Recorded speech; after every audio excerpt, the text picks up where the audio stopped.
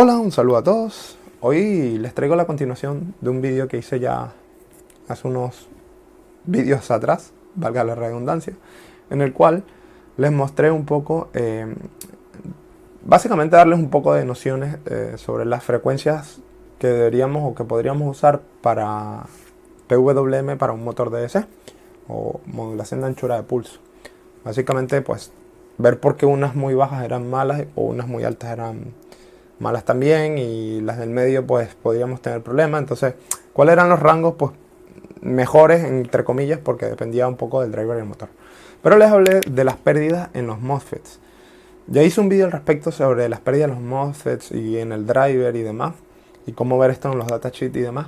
Así que se los dejo en una tarjeta arriba para que hagan clic si lo quieren ver, ya que entro un poco más a fondo en esto. Y en este vídeo simplemente va a ser muy corto, voy a mostrarles cómo se ven esas pérdidas en el driver. Es decir, yo ahora lo que voy a hacer es conectar, o tengo conectado a la pata de un MOSFET que se está usando para este motor, voy a conectar el osciloscopio y voy a mostrarles por qué, digamos, o cómo ver que hay unas pérdidas. ¿Okay? Entonces, para ello, vamos a ello. Les voy a poner la salida. ¿Okay? Si se fijan, ya el motor está funcionando a 10 kHz, por eso a lo mejor escuchan un zumbido.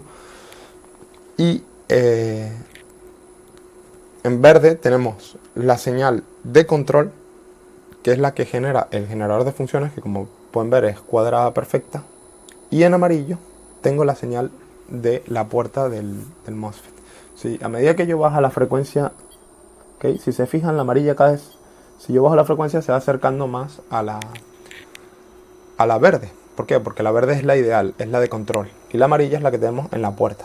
¿Por qué tenemos esto aquí en la puerta? Voy a aumentar la frecuencia para que lo vean más claro. Si yo voy aumentando 20 kHz, 13, 15, aquí estoy en 20, ¿okay? Voy a ir de 10 en 10 ahora, 30 kHz, 40 kHz, 50 kHz, 60 kHz, 70 kHz, 80 kHz, 100, y fíjense que ya casi que no es cuadrada. Okay, ya casi es triangular la señal. ¿Por qué pasa esto? Porque en la puerta del MOSFET tenemos una capacidad parásita, como si tuviéramos un condensador. ¿Qué pasa? Que esta capacidad, pues a medida que yo aumento la frecuencia, pues me va modificando la forma de onda de la señal, y eso hace que no sea cuadrada.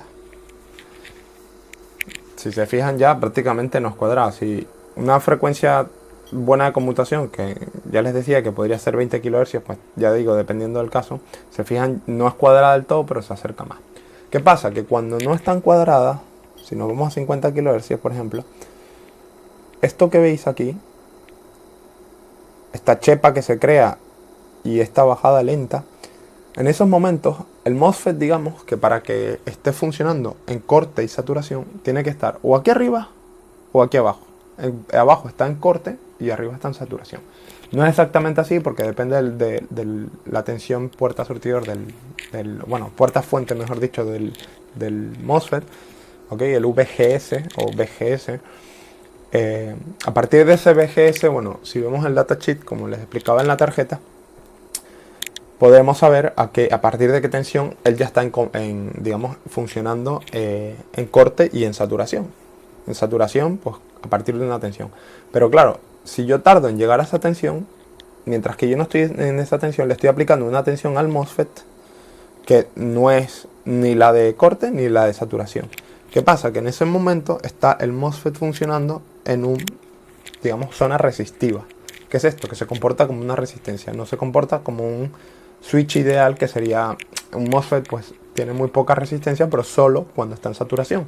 Cuando está en corte, pues tiene una resistencia infinita, entre comillas, y cuando está en saturación tiene una resistencia muy baja. Puede ser de miliohmios, 10 miliohmios, 20, 30, 100, 140, depende del MOSFET y la tensión de condición. Pero ¿qué pasa? Que si yo no estoy vamos a poner que el VGS mínimo, o sea, de 10 voltios, si yo, por ejemplo, en vez de estar en 10, estoy en 3 voltios, ¿okay? Que puede ser, por ejemplo, este punto de aquí, mientras más tarde yo en llegar a esos 10, pues en ese momento, en ese trocito de tiempo, está el MOSFET funcionando en un modo resistivo.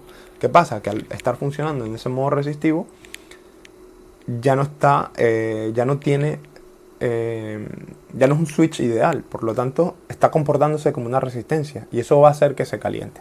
Y eso es lo que llamamos pérdidas de conmutación. Lo mismo cuando está en esta parte. Mientras más tarde en llegar a cero, pues más pérdidas por conmutación tendré, más se va a calentar y más problemas voy a tener al final. Por lo tanto, ¿qué es lo ideal?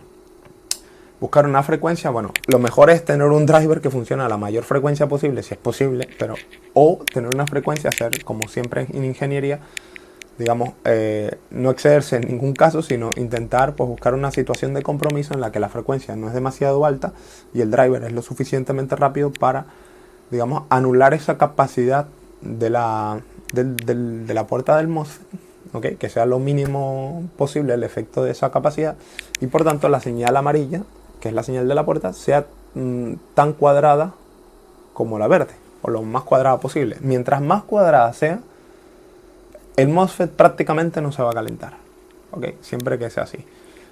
Claro, esto tiene unos límites, estoy hablando de unos límites de funcionamiento normal del MOSFET. Sin embargo, un MOSFET que aguanta, por ejemplo, que te dicen, de máxima de corriente constante son 100 amperios, por poner algo excesivo, 100 amperios.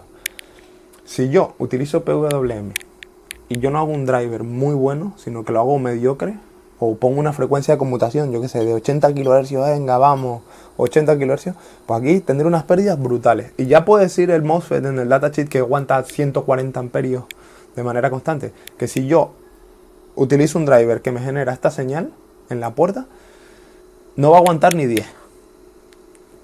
Por poner entre comillas, a lo mejor aguanta 10 o 20 o 5. Pero si el máximo era 140, con una señal así, no voy a llegar a los 140 seguro. Porque ese es el caso ideal. ¿Ok? Con lo cual, eso hay que tenerlo muy en cuenta. Y que simplemente podemos ver qué tan buenas son, digamos, las pérdidas de conmutación en nuestro driver. O en nuestro conjunto driver MOSFET y driver del MOSFET. Porque un driver puede ser el MOSFET, un driver del motor. Pero si es un MOSFET de potencia, normalmente necesitamos un driver del MOSFET, que a su vez forma parte del driver del motor, pero bueno. La cuestión es esa, ya les digo, si quieren más información, miren la tarjeta que les recomendé porque ahí lo explico con más detalle.